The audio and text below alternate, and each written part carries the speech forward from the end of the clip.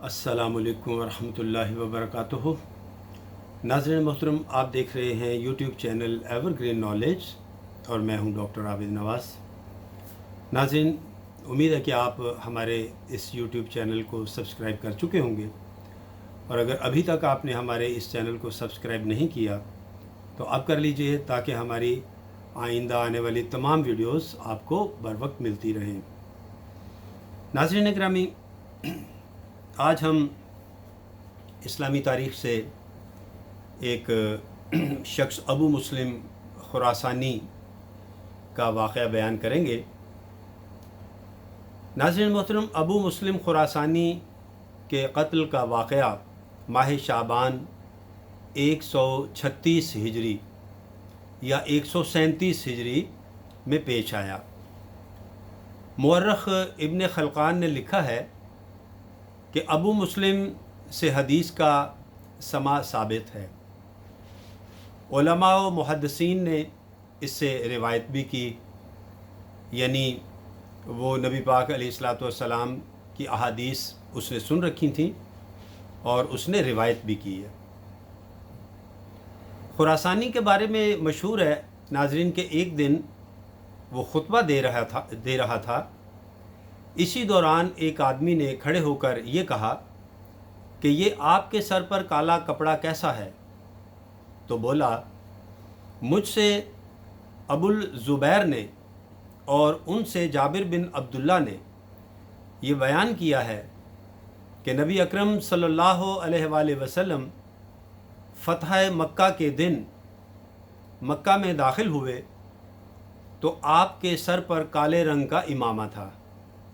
یہ لباس شاہی اور یہ لباس شاہی اور باروب قسم کے ہوا کرتے ہیں۔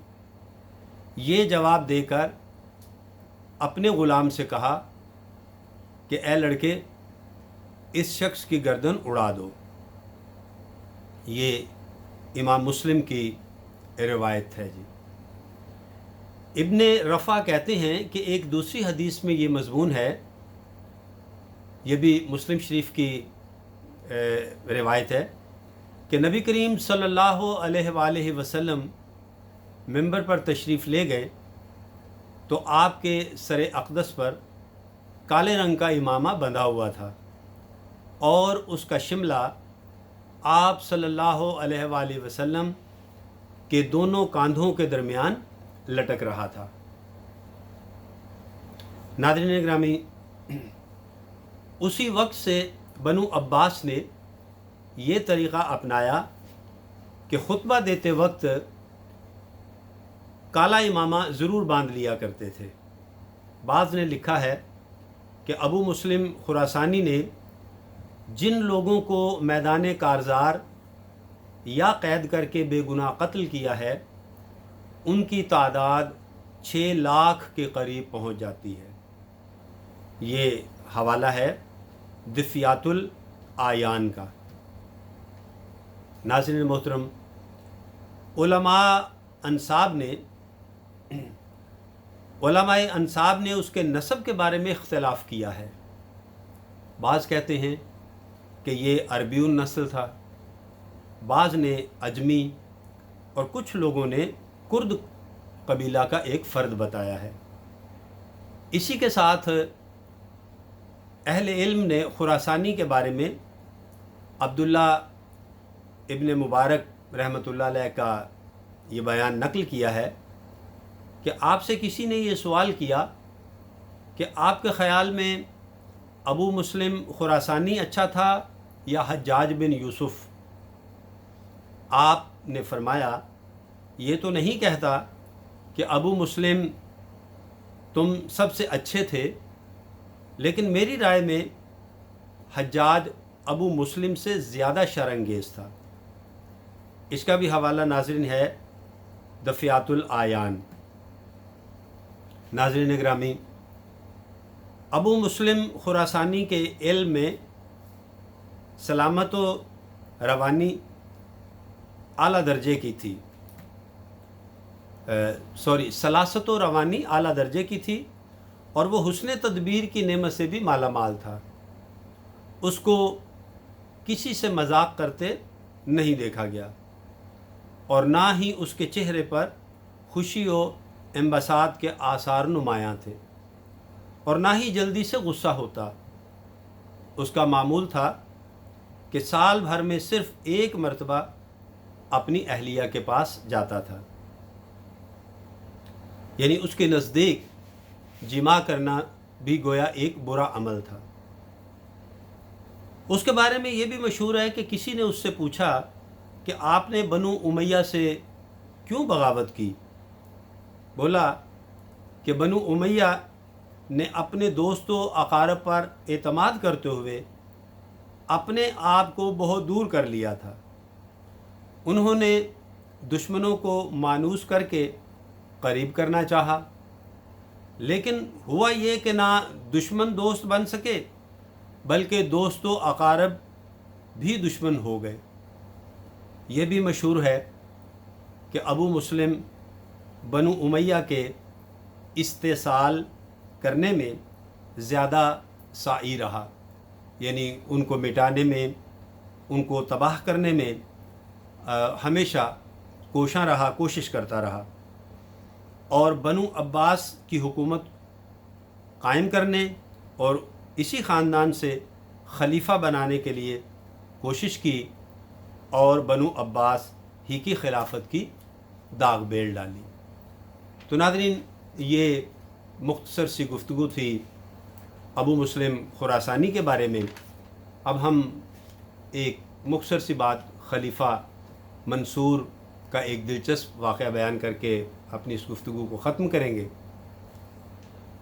ناظرین، خلیفہ منصور جو ہے اس کے بارے میں ابن کثیر نے لکھا ہے کہ جب منصور نے ابو حبیرہ کا محاصرہ کیا تو منصور نے کہا ابو حبیرہ تو خود ہی اپنی عورتوں کے لیے خندق کھود رہا ہے۔ جب یہ بات ابو حبیرہ کو معلوم ہوئی تو اس نے منصور سے کہلایا کہ جو میرے بارے میں یہ بات کہی ہے تو چلیے اسی بات پر آپ کا اور میرا مقابلہ ہو جائے۔ منصور نے ابو حبیرہ کے پاس یہ جواب بھیجا کہ میری اور تمہاری مثال ایسی ہے جیسے ایک مرتبہ شیر کی مڈ بھیڑ ایک خنزیر سے ہو گئی، یعنی سور سے۔ خنزیر نے کہا آؤ مجھ سے مقابلہ کر لو۔ شیر نے جواب دیا میں تمہارے سامنے مقابلے کے لیے کیسے آ سکتا ہوں جبکہ تو میرے برابر نہیں ہے؟ اگر تجھ سے میرا نقصان ہو گیا تو میرے لیے ایک عار کی بات ہوگی، یعنی ایک شرم کی بات ہوگی، لیکن اگر میں نے تجھے پچھاڑ دیا یعنی تجھے گرا دیا تو تو کہے گا کہ میں خنزیر ہوں، میرا اور تیرا کیا مقابلہ؟ تو اس میں نہ تو مجھے داد تحسین ملے گی اور نہ ہی قتل کرنے میں کوئی فخر ہوگا۔ خنزیر نے کہا اگر تو میرے مقابلے کے لیے نہیں نکلتا تو میں تمام درندوں کو بتا دوں گا کہ شیر میرے مقابلے کے لیے نہیں آیا، بزدل ہے۔ شیر نے جواب دیا تیرے جھوٹ بولنے کی عار کو برداشت کرنا آسان ہے بنسبت اس کے کہ میرے ہاتھ تیرے خون سے رنگین ہوں۔ ناظرین، یہ حوالہ ہے البدایہ والنہایہ کا۔ تو ناظرین، اس واقعہ سے ہمیں یہ معلوم ہوا کہ مقابلہ جو ہے وہ دو برابر کے لوگوں کو ہی زیب دیتا ہے۔ ایک فریق اگر کمزور ہے اور دوسرا طاقتور ہے تو یہ مقابلہ برابر کا نہیں ہوتا، اور ایسے مقابلے میں جو ہے وہ لطف نہیں ہوتا۔ تو ناظرین، اس کے ساتھ ہی آج کی گفتگو کا اختتام کرتے ہیں۔ امید کرتے ہیں آپ کو ہماری آج کی گفتگو پسند آئی ہوگی اور آپ ہماری اس ویڈیو کو لائک بھی کریں گے، شیئر بھی کریں گے اور اس پر اپنی قیمتی رائے سے ہمیں آگاہ بھی کریں گے۔ ناظرین، اگر حیات و صحت نے اجازت دی تو آئندہ ویڈیو کے ساتھ بہت جلد آپ کی خدمت میں پھر حاضر ہوں گے. تب تک کے لیے اجازت دیجیے. اپنا اور اپنے پیاروں کا بہت خیال رکھیے گا. اللہ ہم سب کا حامی و ناصر ہو. فی امان اللہ.